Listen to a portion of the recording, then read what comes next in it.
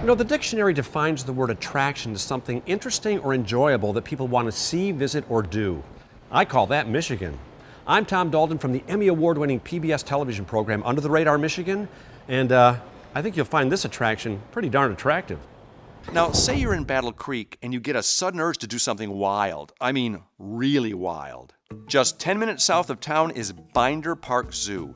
It was voted one of the best zoos in America, and it's right here in Michigan. My guide for the day is Greg Geis, and he's planned a real African safari for us. But before we go to Africa, he suggested that I stop and see the snow leopard. I'm with my new best buddy here, Chris, and we're at the snow leopard exhibit. Hi, Chris. Good to see you. Explain to me, where's this animal from originally? It's a beautiful animal. Well, snow leopards are found in the Far East Asia. They're found in China, Mongolia, parts of India, Pakistan, Afghanistan, all over in that region.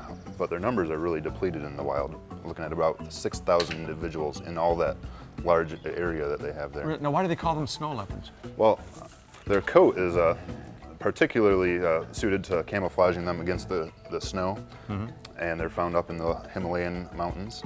Our next stop was the one that I'd been waiting for, the International Depot, where we start our safari to Africa. So, Greg, where are we going now? Well, we're heading to Wild Africa. We're going to Africa? We're about to get on the tram at the International Depot and head out to Zuri National Park, Wild Africa. And you know what the best thing about going to Africa and Michigan is? It's less expensive. Let's go. Wow, so this is the way to Africa. This is the way to Africa. Once the tram leaves the station, you really start to feel like you're being transported into a whole different environment.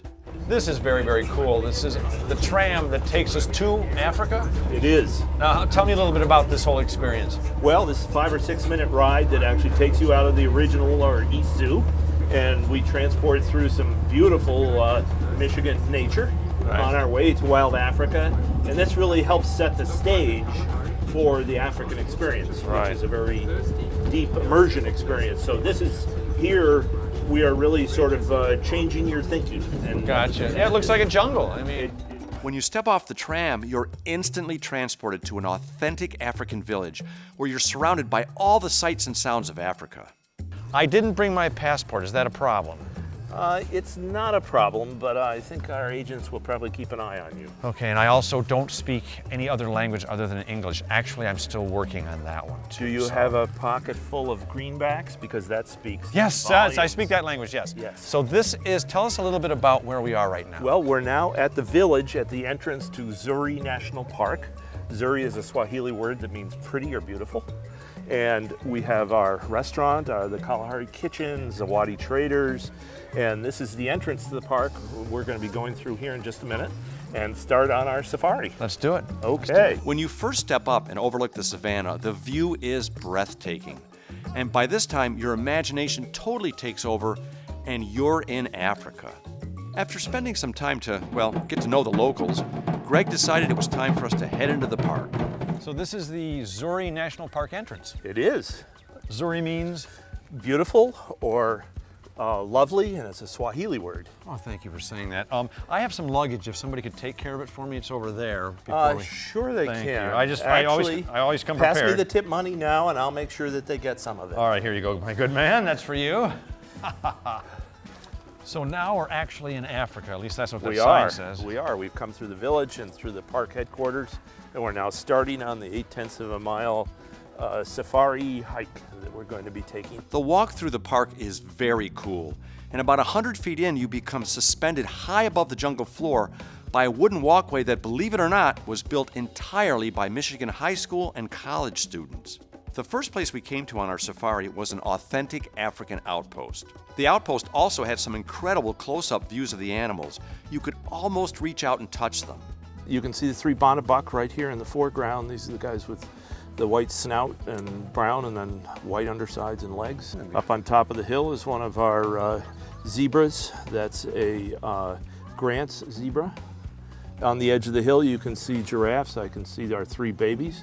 We had 3 born here in the last year. That's one mother there on the right. The next stop on our safari was an experience that I won't soon forget.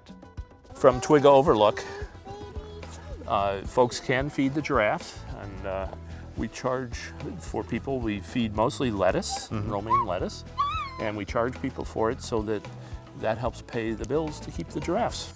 Just when I thought I'd seen everything, Greg took us to an incredible place where man meets monkey. And this is Monkey Valley.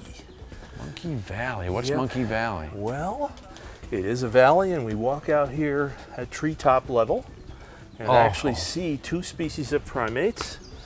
This one right here, the black and white ones, are black and white Colobus monkeys. And then over behind us is our group of black mangabees. These are Oh, another species they're of so mangabey. black, they're blue-black. Yeah, and here's Oh, look here's at that. their Hi, feller. the youngest of Oh the my group.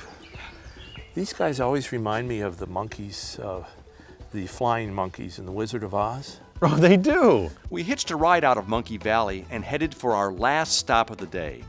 Riding high above the jungle floor, we finally encountered the massive horned African Watusi bull. A day in Africa with no packing and no 20-hour flight. Only in Michigan and only at the Binder Park Zoo.